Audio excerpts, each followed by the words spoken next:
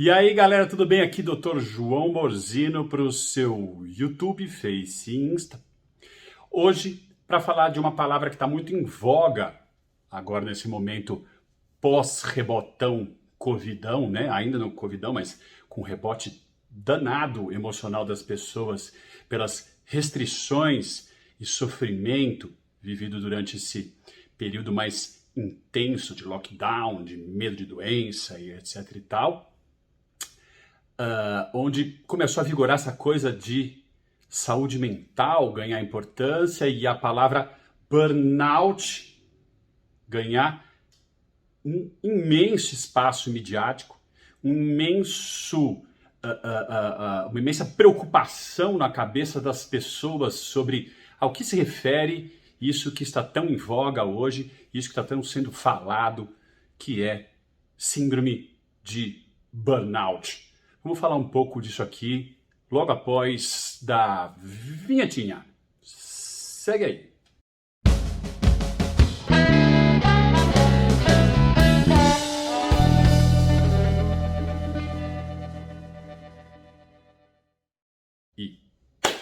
Pois é, galera, voltando aqui, Dr. João Borzino, @drborzino no Instagram, Dr. João Borzino no Facebook e aqui Dr. João Borzino no seu YouTube, falando hoje sobre a palavrinha que ninguém quer ouvir, síndrome de burnout, né? O que é isso? Por que está tão em voga hoje e por que está sendo falado, né?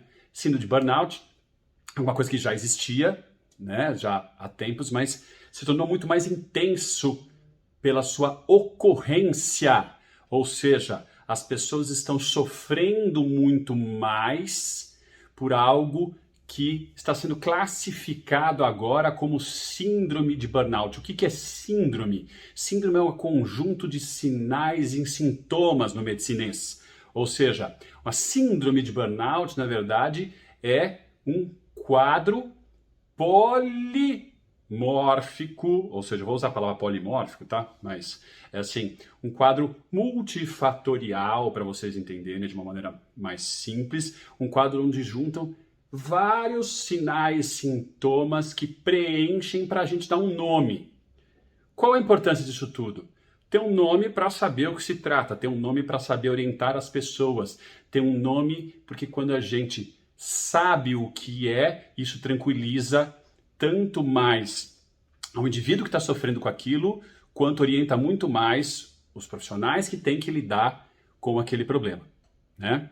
Então, o que é? Nada mais, nada menos que é a estafa, né? Simplesmente é quando você passa por um momento de extremo estresse ligado ao trabalho, né? Ou seja, a sua vida laborativa, aonde você começa a ter sinais de estafa, depressão, ansiedade, irritabilidade, diminuição da vitalidade, né? Então, assim, é consumir por um problema. É como se fosse uma síndrome depressiva que leva ao extremo, né? Que leva o indivíduo a ficar de cama, só que está ligado exatamente ao trabalho, né?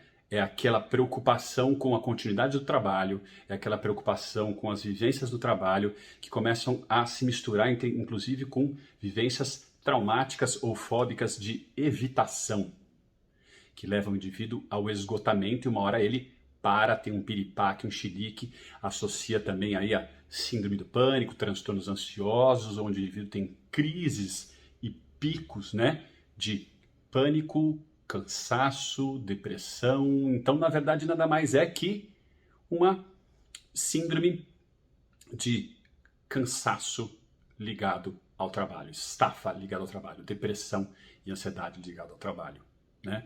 Como é a depressão? O que as pessoas não entendem, por exemplo, é que a depressão é você consumir a vitalidade do indivíduo. Então, tudo que ele achava que era bom deixa de estar bom, tudo que ele achava que era legal deixa de estar legal, tudo que ele achava que tinha cor na vida deixa de ter cor na vida, até o momento que ele começa a perder a energia vital dele para levantar da cama, ter por que levantar da cama, por que fazer as coisas, por que ter desejo sexual, por que, como, né? E por que ter desejo sexual se tudo está perdendo a cor, se tudo está perdendo a necessidade de gratificação por aquilo, porque não tem nem energia de ativação para ir em busca daquilo, né? O indivíduo está tão polarizado para as coisas negativas, tão ruminante para tudo que é ruim na vida, ruminante que fica sempre pensando, ó Deus, ó azar, ó vida, o que eu fiz, o que eu deixei de fazer, se culpar, se remoer, o remorso move o indivíduo e faz com que ele consuma cada vez mais energia psíquica dele e tenha cada vez menos força. Isso pode chegar a um ponto que as pessoas não entendem, que é o indivíduo psicotizar, né? Sair da realidade, começar a ver coisa que não existe, ou ouvir coisa que não existe, né? Delirar, alucinar, esse tipo de coisa, porque você atingiu uma baixa tão grande que qualquer um, por causa de uma depressão, pode atingir este nível. Não que seja o mais comum, pode atingir. E o indivíduo com burnout também. Porque quais são as fases que o indivíduo atravessa num burnout? Né? É exatamente uma primeira fase onde ele toma força, apesar de estar um pouco irritado, toma força, ainda tem energia para se dedicar ao trabalho, fica extremamente dedicado ao trabalho, com a energia dele toda impressa ao trabalho, a cabeça dele gira mais rápido que ele consegue processar, tentando encontrar soluções para melhorar o estado dele no trabalho, as relações no trabalho, ou o ganho, ou o desempenho dele, de uma maneira que prejudica sono, que prejudica os outros relacionamentos, os relacionamentos em casa, ele vai se tornando cada vez mais irritável, cada vez menos participativo na vida, o tempo que lhe sobra para descansar, ele mal descansa, mas ele usa dedicado a só dormir, ou comer, ou beber demais, que foi esse aumento incrivelmente desproporcional no consumo de bebida alcoólica durante o lockdown, né, durante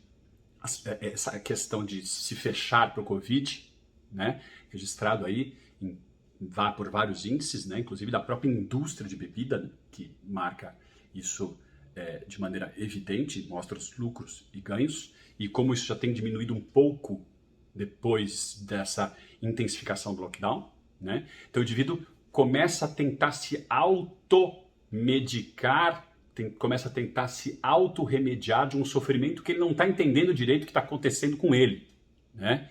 Que ele está sofrendo, porém ele não percebe que está com a energia dele abaixando cada vez mais, o que torna ele cada vez mais irritável, né? Menos participativo, etc., como eu estava descrevendo. Em casos familiares começam a notar a certa distância em embotamento. O que é certa distância em embotamento? É ficar mais quieto no canto dele, quando participa, briga, qualquer coisa é faísca, né? Os relacionamentos com os filhos familiares, seja quem for, se tornam cada vez mais difíceis. No trabalho os relacionamentos estão mais difíceis, né? Estão mais complexos e desgastantes, não só por ele, mas as outras pessoas também estão sofrendo de um problema semelhante em níveis diferentes. E esse indivíduo vai a um ponto em que a estafa toma conta dele, porque uma hora a mente da gente, uma hora trava como um músculo. Passou da exaustão, trava, e aí vem os piripaques, né? Podem ser ligados a algumas doenças de base que o indivíduo já tem. Se ele já tem uma doença autoimune, aquilo fica mais forte, né? Por exemplo, um exemplo simples, né? O indivíduo que passa por isso e estoura herpes porque baixou a imunidade dele, porque ele anda muito estressado. E o vírus da herpes está sempre ali no nervo, só esperando o momento em que a imunidade abaixa, ele se manifesta. Isso é simples. Gripes constantes, repetição de sinusites, né? Sinusite que é infecção da via aérea superior aqui, né? Aquela rouquidão que nunca passa, aumento da gastrite, aumento da prisão de ventre ou soltando o intestino, até infartos e problemas maiores que podem realmente acontecer, e transtornos ansiosos agudos, como panicar, né? Chilicar e achar que está morrendo, etc. e tal.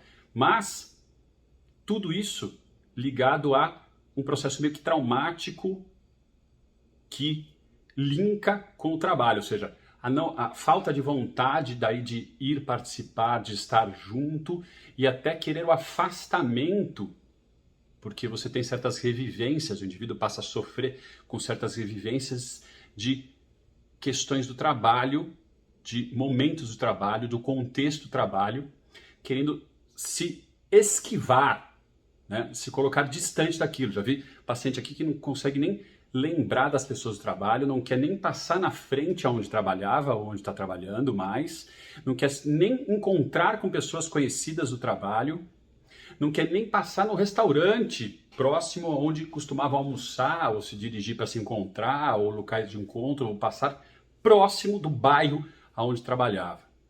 Então, você tem uma questão meio fóbica e semelhante ao trauma do trabalho. A um ponto que o indivíduo desliga e sofre sem entender muito bem. Essa queima de energia, como a gente está falando, que é um tipo de depressão, né? Misturado com ansiedade, porque existe muita ansiedade na depressão e muita depressão na ansiedade, como eu sempre digo, né? Essa queima de energia leva à diminuição da vontade de fazer as coisas de uma forma global, e a libido está no meio dessa história, ou seja, o desejo sexual também vai para cucuia. Porque pensem bem, como é que o indivíduo que está consumido para tudo, não tem energia para ver prazeres na vida, vai estar vendo prazer na questão sexual?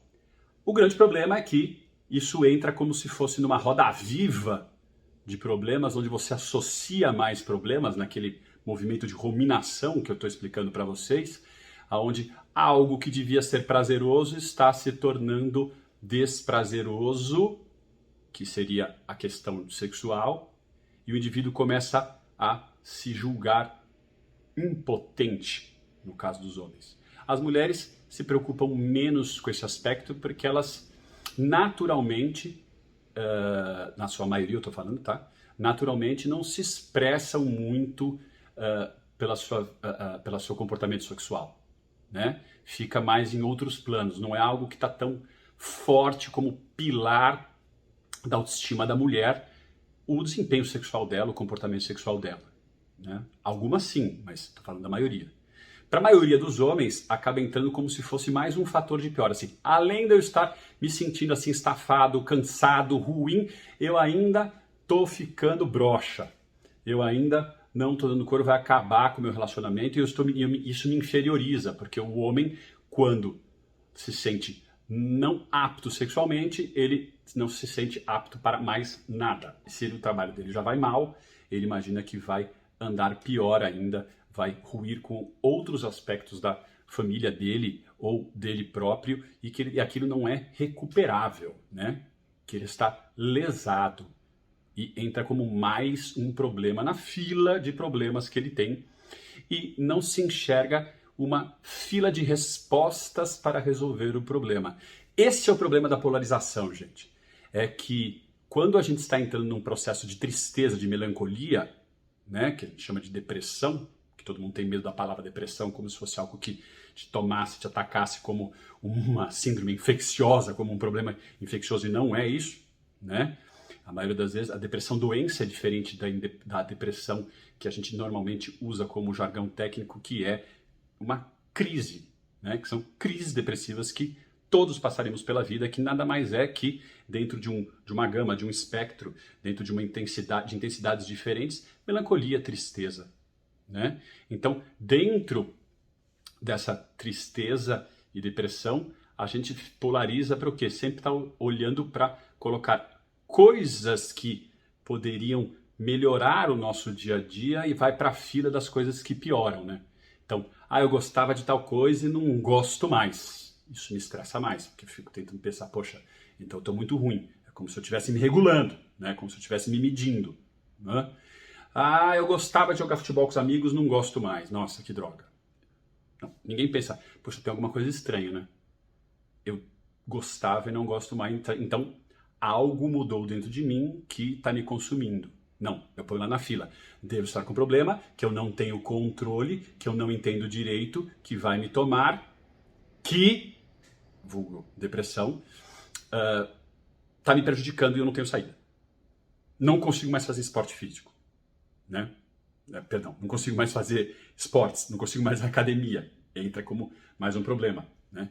Quem diz que todo mundo tem tanta facilidade de ir à academia? Quem diz que a academia é um negócio tão prazeroso para todos? E quando você perde energia, uma das primeiras coisas que sai é a academia. E você se coloca como, mais uma vez, responsável pela sua própria falência.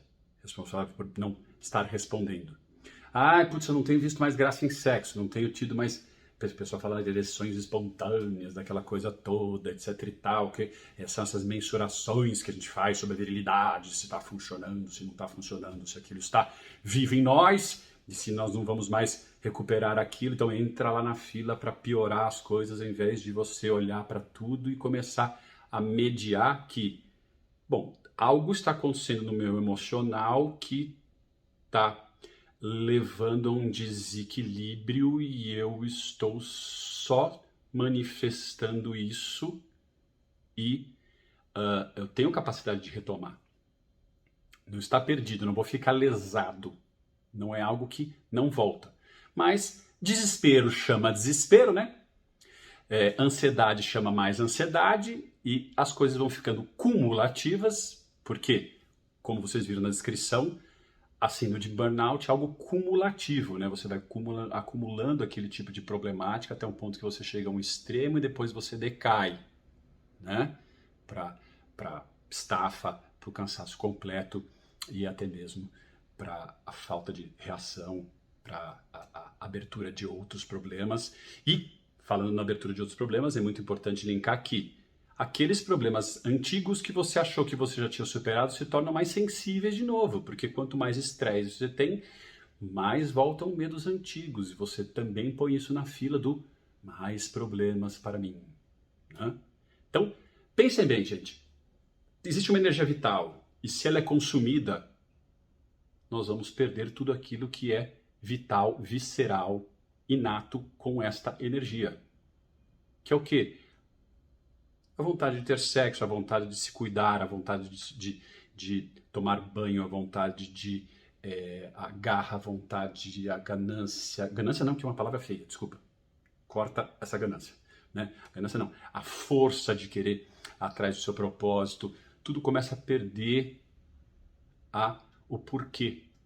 E libido vai junto com isso. Porque libido está junto com essa energia vital. Aconteceu comigo também, mas isso eu vou contar no episódio à parte, tá vendo? Ninguém está livre, né? Eu tive um burnout. Eu vou contar num outro episódio aqui. Muitas pessoas acompanharam aí através das redes sociais aí o que aconteceu, que ligou um processo em mim de base também. Mas vamos falar sobre isso num outro capítulo aqui. Quero que vocês entendam que a mente tem solução. Precisamos prestar atenção. Somos donos do nosso... somos donos... Deixa eu ver uma palavra melhor. Donos do nosso discernimento. Já é uma palavra meio difícil, mas somos donos da nossa cabeça. Precisamos entender que sentir e pensar tem que se conectar.